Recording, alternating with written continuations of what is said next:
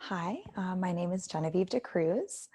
I am a primary trained former teacher. I used to teach in DC public charter schools, and I am currently a doctoral student at the University of Maryland. And I'm going to give you a little Montessori 101, so an orientation to the theory and the method. So this is what we'll be going over. We'll go over who Maria Montessori is, her philosophy, her psychology, the pedagogy, the materials and the method, the 4 planes of development, key aspects of these planes, and classroom design. So looking at primary, elementary, and adolescent classroom environments. So starting with just what is Montessori? So Montessori is a worldview, and it's a method, and it's a person.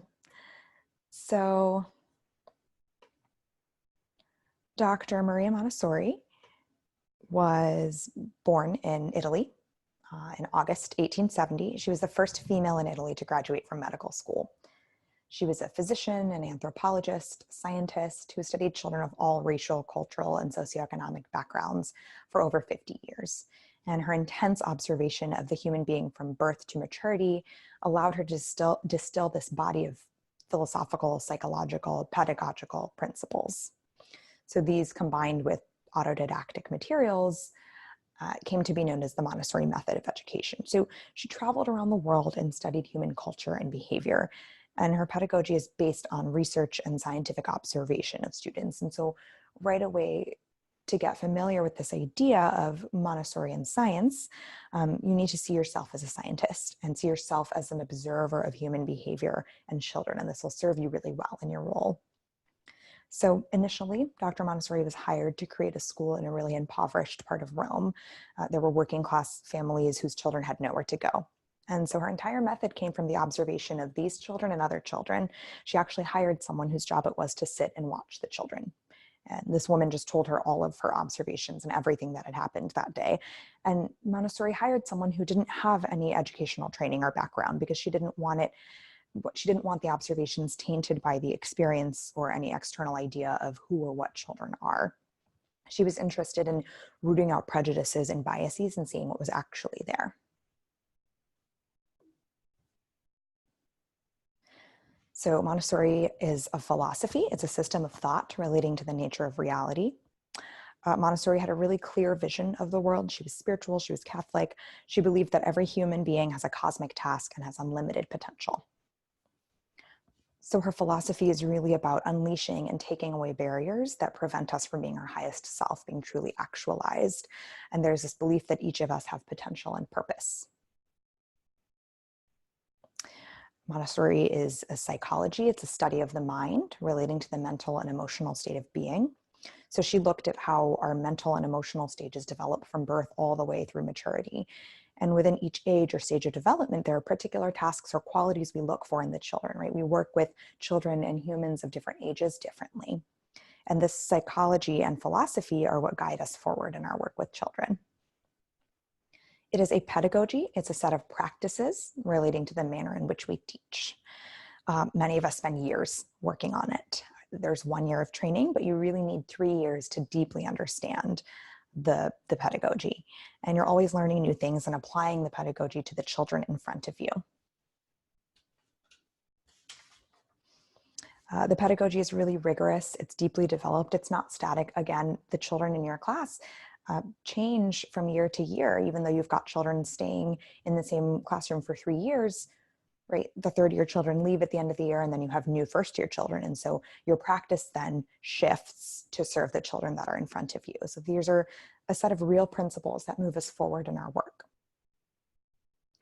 The Montessori materials are didactic. They're designed for self-teaching. So they were developed based on what the children did. So Dr. Montessori brought in different items to see what children did with them. She took them out, she refined them, and she brought them back and kept going on until she had really perfected them. And so this series of materials is designed for self-teaching. So the material itself gives the child feedback on if the answer is right or wrong. So it's not about the adult saying that this is right or this is wrong. It's about a student practicing something, working towards self-mastery and receiving feedback. So there's this important element of self-correction involved with the materials. The method is a systemic set of procedures. If you look at this photograph, you see, if you look for the adult, she's sitting in the back corner, and her hands are kind of kept to herself, right? Sometimes you might find that you even want to maybe sit on your hands because the adult probably wants to reach out and help the child she's observing, but she's not doing that. And as adults, we want to help children, but as Montessorians, we're being asked to hold back from that. Montessori is a developmental approach. So education should no longer be mostly imparting of knowledge, but must take a new path, seeking the release of human potentialities. Dr. Montessori was Italian. She came of age under fascism and Mussolini and deeply rejected that ideology to the point where it was really risky and she actually had to leave Italy. She saw education not just as an academic piece, but really as a preparation for life. So here are the 4 planes or stages of development. This is an early diagram. Montessori talked about 4 different 6-year planes. So 0 to 6, just imagine the kind of development that's happening at that age about becoming physically and biologically independent, right? A newborn is pretty helpless, but by the age of 6, a child has mastered eating, sleeping, toileting, language. 6-year-olds can cook, they can help with a lot of things. Infancy is really about developing this absorbent mind, the individual personality, constructing oneself, very individual. You might go out to the playground and see that children are playing near each other, but might not be playing with each other, right? Parallel play. 6 to 12 is when the plane of childhood is happening, and this is when children are really developing a mental independence. 12 to 18, adolescence, is about social independence. And by 18 to 24, children are really working on spiritual and moral independence. And hopefully by age 24, we've discovered our cosmic task and constructed ourselves and our relationship to society in a way that can be impactful for the world. So childhood and older is really about the external personality, social development, and understanding and relating to others. So in case anyone ever asks for an elevator spiel or is asking you, well, what is Montessori? Here are some of the key aspects. It's developmental education. It's multi-age grouping. It's based around intrinsic motivation, so knowing that there's this inherent desire to learn, based around freedom and responsibility, choice-based learning, concrete materials, and grace and courtesy. So I'll talk a little bit about Montessori classroom design. So we'll look at a primary environment, an elementary environment, and an adolescent environment. So this first plane of development, right? At this age, the child's world is their family. So their question is, who takes care of me? And that's who they're focused on. It's a very concrete stage. So everything in the classroom is physical, something they can touch. And the focus is really help me to do it by myself, right? They don't want you to do things for them. They want you to show it to them so they can also do it on their own. Some characteristics, again, concrete, the space is really concrete. It's really sensorial, physical space. There are different textures and colors and things that children can touch and experience in different ways. There's this love of order, attention to details, this desire for repetition and routine. And so this doing the same thing over and over until the child feels like they've got it, right? We don't interrupt this. We know it's coming from an inner drive, and we respect their urge to maybe come in every day and do the same thing, right? They might come in every morning and start off their day with the same dressing frame. And if I put myself as a barrier in front of that urge, I don't know what's lost to that child. And you might notice this in your observations, which is the next thing. We move out of the way for the child to do what feels good because we trust that children know what they need. So this is a very different perspective than many of us were educated with. And so that's why you might have to actually sometimes sit on your hands or clasp them or something like that so that you don't step in. There's this interest in language and math. Those are there. They get introduced to the children with really simple things. It's not easy, right? Simple and easy are not the same thing. And then things get more complicated and we build knowledge starting from where the children are. There's a thirst for movement, right? Work is through movement that is building the brain, and everything is related to movement. You have to walk to go get water. You have to walk to your table to pour it from the pitcher. You have to walk to go get a towel. So there's a lot of movement just naturally built into the day in a primary environment. And process oriented. So in this plan of development, we're all about the process and not the product. So there's nothing to take home. There's no worksheets. The child's work is while they're in the process of it. So we've got this photo of a primary environment. Just looking at it, you see really beautiful, real materials. The walls are mostly empty. There is some art on the walls, but no posters or things like that. And things are at child height. So if you think about a 3, 4, 5-year-old walking around, there's actually quite a lot going on for them. So everything is in line and in its space. Every material that comes, it goes first, second, third, fourth. It gets harder than the one before. So there's a very clear progression of the materials. Right? Children are concrete explorers, and so you see that there are things for them to touch and look at and experience. And all of the Children's House materials are designed to each teach one concept. So if you look on the left, you've got the practical life materials. There are real cloths, towels, a drying rack, real tasks for the children to do. In the center of the picture, behind the table with the red chairs, you see some sensorial materials. So these are all for the senses, the 5 senses. If you look at the solid cylinders just behind the pink tower, that's where children really get to experience this idea of large and small.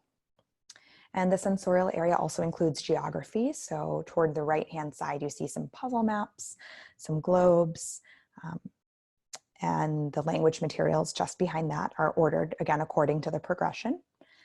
And then in the bottom right corner, we catch a glimpse of some of the math materials. So we really give children concrete sensorial explorations of math before we move them to paper and pencil so they can understand the concept.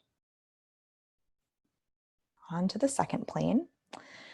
The elementary child is really a cognitive learner. And so we talk about the reasoning mind and moving from concrete to abstract, right? They're more interested in concepts than the concrete itself. They're interested in learning how the world works. We talk about the imagination of a 6 to 12-year-old. If you're working with elementary children, you tell them lots of stories, maybe about your life when you were small. They have really powerful imaginations. And there are things that they need to know that you can't bring into the classroom. And so we tell them stories and we ask them to imagine. At this age, the children's world is their peers. They're less concerned about families and more about buddies and friends. So you might start noticing a child is moving into the second plane of development when they really start focusing on their friends a little more. And something to keep in mind about them is they're really thinking about, we'll do this together. So collaboration, group work, that sort of thing.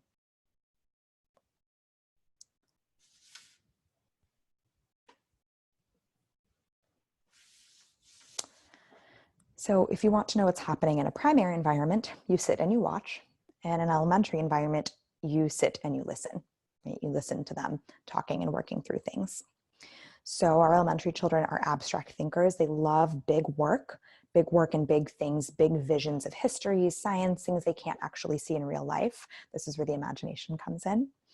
There's a cosmic curriculum. So the elementary curriculum is really focused around sowing the seeds of the entire universe all at once. And so teachers give them huge impressionistic lessons of how the earth came to be formed and inspire studies of physics, biology, and chemistry. Elementary children are product oriented, so much less focused on the process at this stage. And there's a social or herd instinct. So we really take advantage of that. So in elementary, you see group tables, group work, group projects, much more conversation. Their conversations bounce in and out of the academic and the social. The elementary classrooms tend to be a little bit louder than primary classrooms. Children might get distracted and then come back to work and know that that's just part of the process, right? Social conversation isn't evidence of a lack of productivity. If you work in a shared office, you might look up, have a chat with someone, and go back to work. And so it's all a natural and normal part of how we work together. So our role is to really understand the attraction to their friends and how to capitalize on it. The children are very imaginative, really purposeful. They're very alert to fairness. Not so much that they want you to solve their problems, but they want to check on what's right. And so we create spaces where children can work together to create reasonable solutions to problems.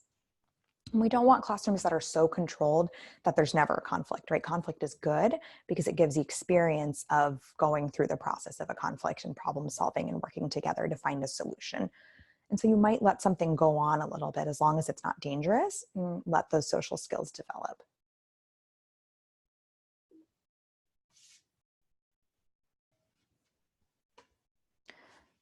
So here we've got a photo of an elementary environment. So in primary, all the materials come packaged with everything, trays, baskets, all the parts. In elementary, they have to walk around and gather their materials. So they're moving around, they're chatting, they're getting what they need. We notice what's going on, but we don't always redirect it, right? The best thing is if the child notices.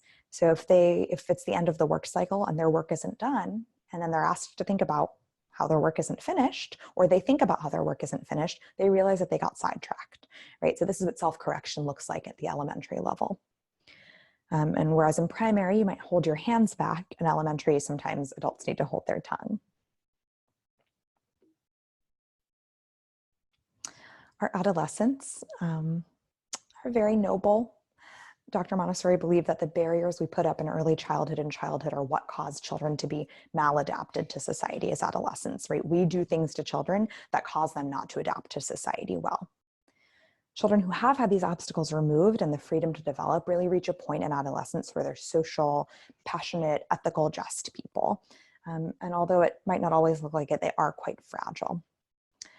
There's a physical rebirth happening, right? The body is changing. There might be children who are afraid to grow up, who might fear the loss of childhood.